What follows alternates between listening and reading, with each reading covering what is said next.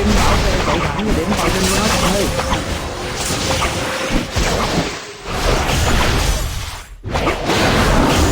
Vào kem tổng kem hồi sinh của nó đi.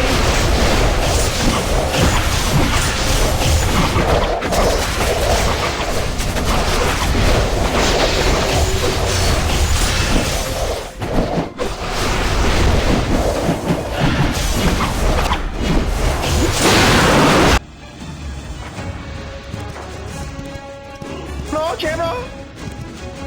Nhắc lại nè, team nào nãy bảo kê giết người á, bây giờ chạy thẳng cho điểm hồi sinh luôn, đừng đánh ở khúc giữa nữa. Tiến dần đến điểm hồi sinh của nó nhá.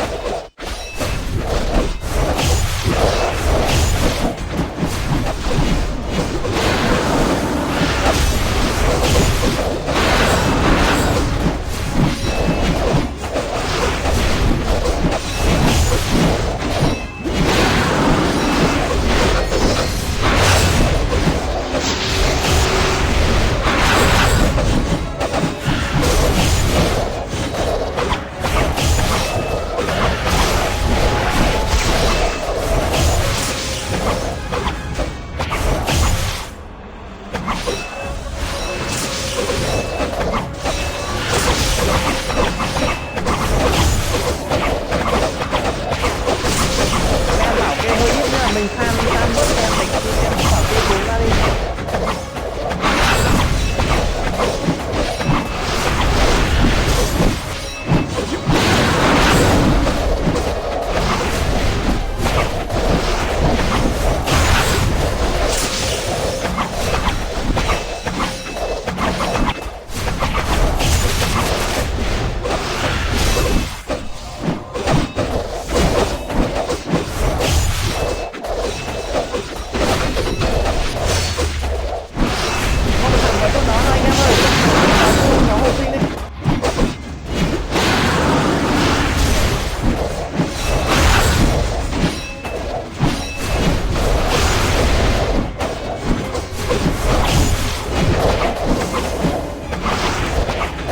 Vui không ạ?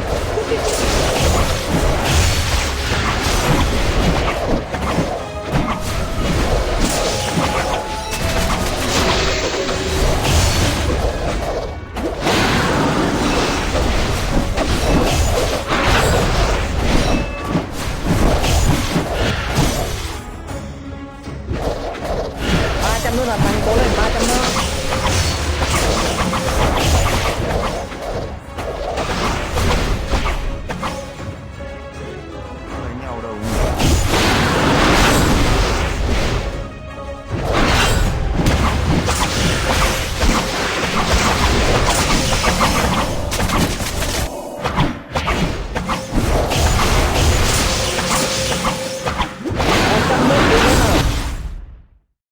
Đánh đứng mà anh luôn vậy.